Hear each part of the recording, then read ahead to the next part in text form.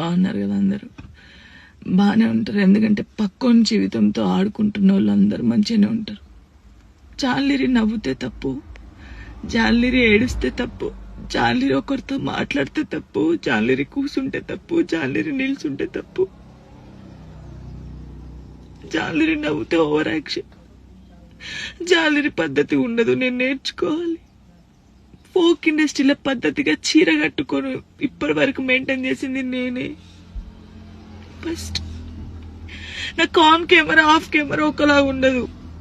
నేను అందరితో నవ్వుతూ మంచిగా ఉంటాను, ఎంత పెద్దోళ్ళైనా ఎంత చిన్నోళ్ళైనా సరే. వేరే టాపిక్స్ లేవు, జాను లిరి టాపిక్. ఎందుకు నా పర్సనల్ లైఫ్ ని తీసుకొచ్చి మీరెందుకు ఇంత హైలైట్? అంటే మీ వ్యూస్ కోసమా? దేనికోసం? నన్ను మాట్లాడితే జాన్లరికి రెండో పెళ్లి, ఒక ఫోటో వేయడం, జాన్లరికి రెండో పెళ్లి, జాన్లరికి రెండో పెళ్లి. ఆడోళ్ళు మొగోళ్ళు న్యూస్ రిపోర్టర్స్ అంతా ఇంతేనా? ఒక ఆడపిల్లకి ఆడపిల్ల బాగా తెలుస్తుంది అనుకున్నా, మీరు కూడా ఇంతేనా? అసలు నా పర్సనల్ లైఫ్ ని ఎందుకు తీస్తున్నారు? మీకు అసలు జానులిరి తప్ప వేరే టాపిక్స్ లేవా? ఎవరో గుడికి వెళ్తే రేప్ చేసి చంపారట, ఆ అమ్మాయి గురించి మాట్లాడచ్చు కదా, ఆ ఎదవల గురించి మాట్లాడచ్చు కదా. చిన్న పిల్లని చంపేస్తున్నారు, వాళ్ళ గురించి మాట్లాడచ్చు కదా. ఎందుకు నా టాపిక్, నా పర్సనల్ లైఫ్? సరే, నా గురించి మాట్లాడినప్పుడు నా గురించి మంచి కూడా ఉంది కదా. 8 సంవత్సరాల నుంచి ఒక కొడుకుని పెంచుకుంటుంది, పద్ధతిగా ఉంటుంది. ఈ షోలో మన తెలంగాణ అమ్మాయి విన్ అయిందని చెప్పొచ్చు కదా, మంచి చెప్పొచ్చు కదా నా గురించి. ఎందుకు నా పర్సనల్ లైఫ్ ఇంత ఘోరంగా? మీ వ్యూస్ కోసం ఒక అమ్మాయి జీవితాన్ని రోడ్డు మీద వేయాలి, అది మంచిగా చెడ్డ ఆలోచించరు.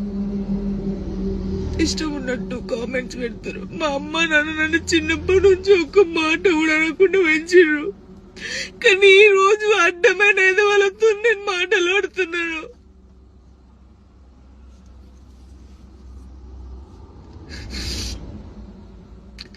సూసైడ్ చేసుకొని చచ్చిపోతే నేను ఎందుకు వెళ్ళి చచ్చిపోతారు? ధైర్యంగా బతకాలని నేను చాలా మందికి చెప్పినా, కానీ వాళ్ళు చచ్చిపోయింది వాళ్ళ బాధల కోసం కాదు, మీరు చేసే రచ్చకే వాళ్ళు చచ్చిపోయారు తట్టుకోలేక. నాకు ఈ రోజు అనిపిస్తుంది, నాకు ఓపిక నశించింది. నేను చూసి వీడియోలకి నా వాయిస్ కి గలీజ్ వాయిస్ పెట్టడం, మీ అమ్మ అని తీసుకొచ్చి మీ అమ్మ వాయిస్ కి గలీజ్ మాటలు పెడితే మీకు అప్పుడు అర్థమవుతుంది బాధ.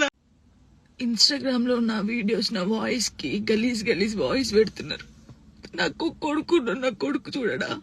నువ్వు ఒక అమ్మ కొడుకే కదా, నీ అమ్మ వీడియో అలా పెట్టి గలీజ్ మాటలు పెడితే నీకెంత బాధ ఉంటుందో అంతకన్నా ఎక్కువ బాధ నాకుంది. ఫస్ట్ టైం అనిపిస్తుంది నాకు చచ్చిపోవాలని, ఇవన్నిటికీ దూరంగా ఉండాలని, ఎక్కడికైనా వెళ్ళి చచ్చిపోవాలనిపిస్తుంది నాకు. నిజంగా లేనట్టున్న లైఫ్ లేకపోతే దీనివల్ల నేను ఖచ్చితంగా చచ్చిపోడు.